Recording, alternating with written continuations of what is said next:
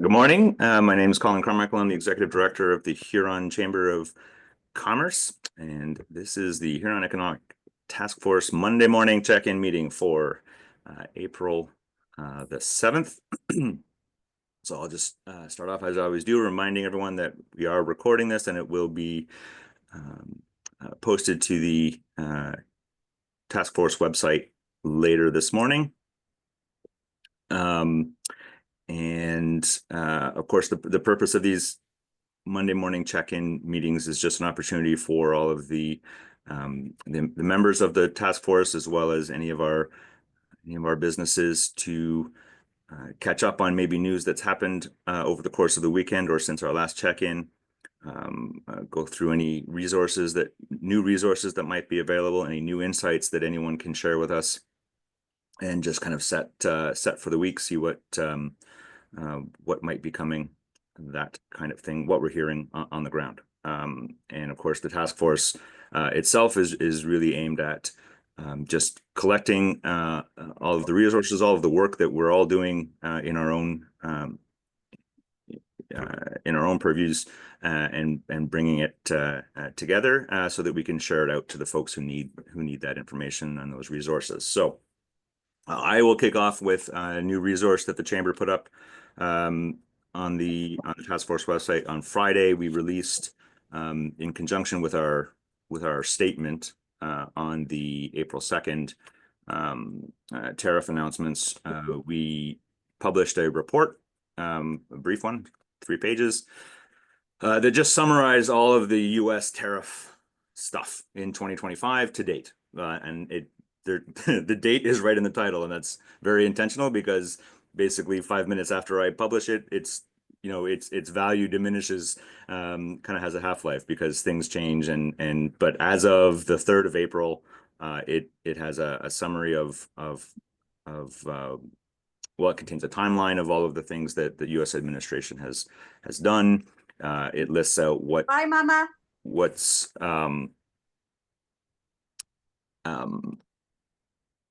sorry, it lists out what's currently tariff, what's threatened to be tariff, that kind of thing. So I would encourage you to have a look at that. If you're kind of overwhelmed with all of the announcements and walkbacks and re-announcements and what he said and unsaid and all that kind of stuff over the last 3 months, it's a pretty good tight summary of all of that. So yeah, and hopefully I can at least go a week without having to update it, but we'll see. You will note in that report there is no there isn't anything about the Canadian response. This report was focused solely on what the U.S. administration has done to date. I will probably not issue much about what the Canadian government has done until April 29th. And I'll let you basically until the federal election's over. So we don't want to obviously to be anything to be construed as kind of commenting or on actions of the federal government during an election. So we're focused right now on what the U.S. has done. That's the bulk of it. So the recording from our webinar was also published last week. So for those who wanted to be there but couldn't, or are interested in looking at some really good insights from our panelists. And then we had of course we had a kind of impromptu bit from Vicki Lass at Huron County Economic Development. So if you haven't had a chance to look at that yet, I would encourage you to do that. It's on both the Huron Chamber site and on the task force site. And so and then on Vicki's behalf, again, I'll just note that the Thrive Summit is coming up. And of course, while not entirely about tariffs, of course, those will be the impact of that will be part of the discussion for sure, because it of course impacts. We can't talk about really about the economy or economic development without talking about the tariff situation. So, so that's what I have. And to date, I have a couple other events and webinars in the works, but nothing I can announce yet. If anyone has any specific requests, following up on that webinar we did last week, if there was any part of that that you think would be worth a deeper dive, or if there was something we didn't cover there that you think we could pull an expert in to talk about, get in touch, let me know. And I can only guess at what our stakeholders are looking for, and so happy to take that advice. I had thought perhaps bringing someone in from BDC or EDC, although there are already lots of resources that involve both of those organizations. So I'm not sure. I don't want to duplicate anything, obviously, and that's kind of one of the things about this task force is the intent is not to duplicate anything, but to just reinforce and share what's already being done. So anyway, if you have any input on what the task force could be doing next through webinars or other resources, let me know, and I'd be happy to work towards that. All right. I will stop talking and let anyone else who has anything to share or any insights, what they're hearing on the streets or elsewhere, or anything new that any of the organizations have to share. I will open the floor.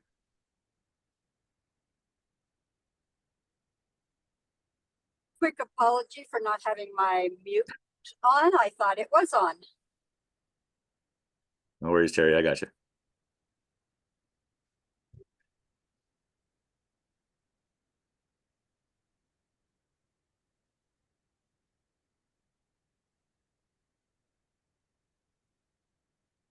Hey, I guess no one has anything pressing to share.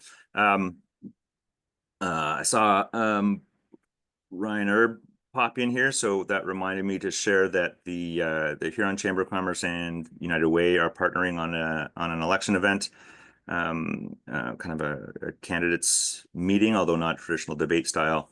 That'll be April 23rd, and that's up on both of our websites as well. So again, given that it's a federal election and these are federal issues,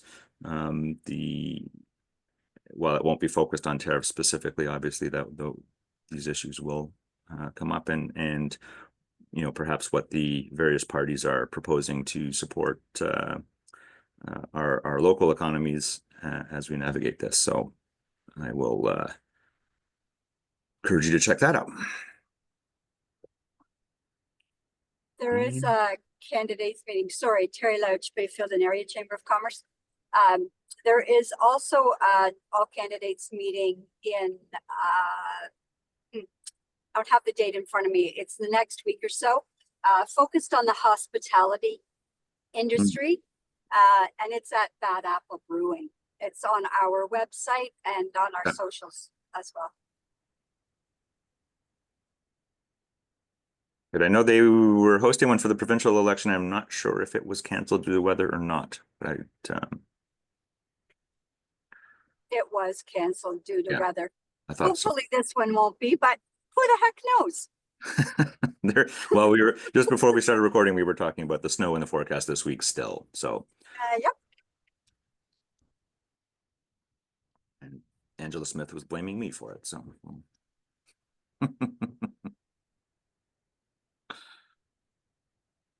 Hi everyone, this is Ritu from the Township of North Huron. So I would like to share one feedback which I received from the local Libro Credit Union.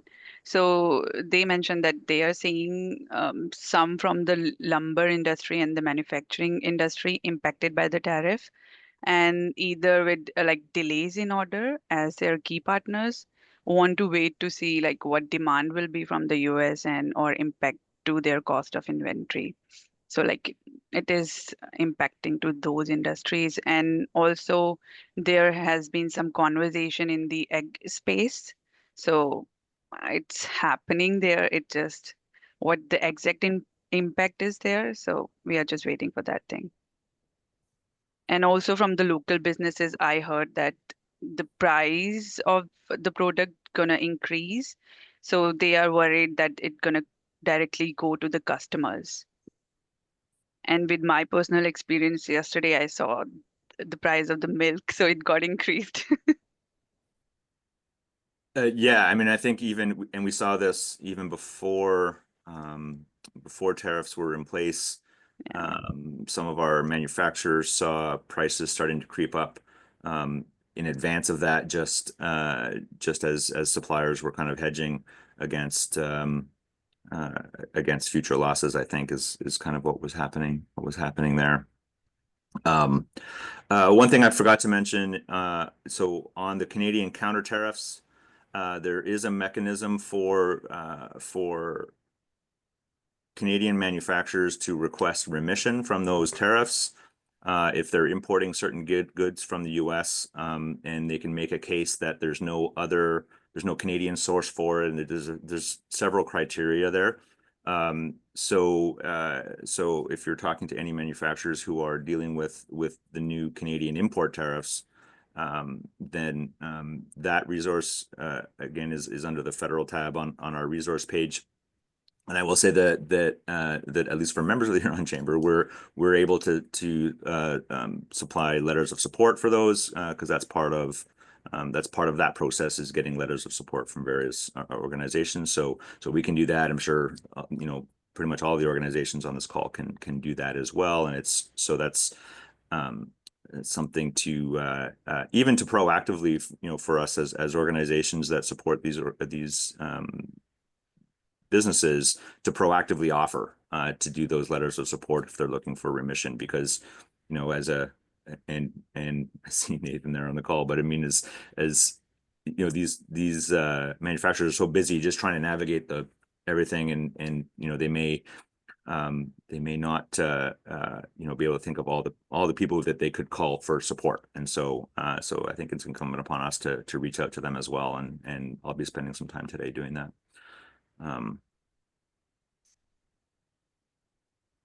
Anyone else? Looks like maybe Nathan's trying to unmute. Can I unmute you? No. There we go. Oh, There you go. Computer issues, trying to do my phone. Anyways, no, that's good to know. I definitely will be looking that up. Again, do we know if the full 125 billion countermeasures are in effect? Does anybody know?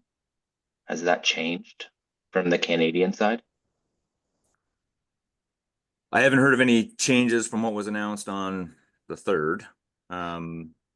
Because that was when they first started talking about it, there was that $125 billion retaliatory measures. And basically where I'm going with that is a lot of our raw materials are falling under some of those import tariffs on the Canadian side. So this remission would be very handy for us when we have to bring in certain raw materials, because again, with our material, we are somewhat specific to some of the UV additives and different color additives we add to our films and our nettings and stuff.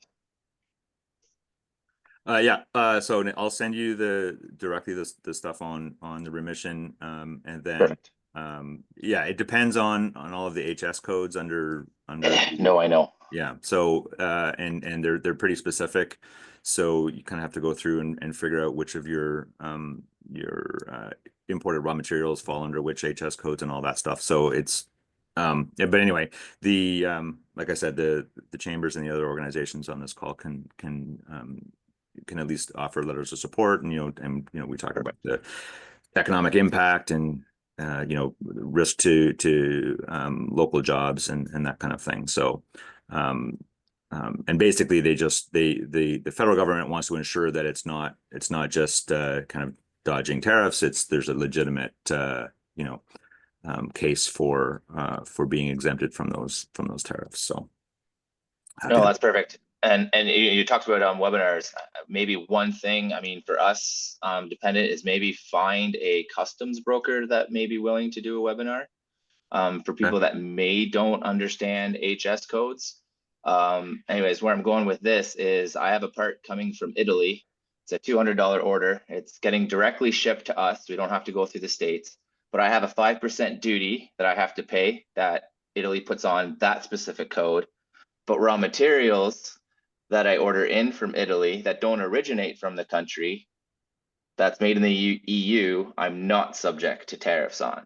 So it all depends on, like you just mentioned about HS code. So I don't know if that might be a learning tool for a lot of people that may not understand that, you know, one item may be affected and another item isn't, depending on where you're ordering from. Yeah. Okay. That's good.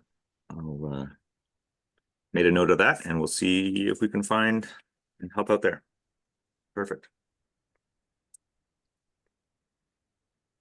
Anyone else have anything to share?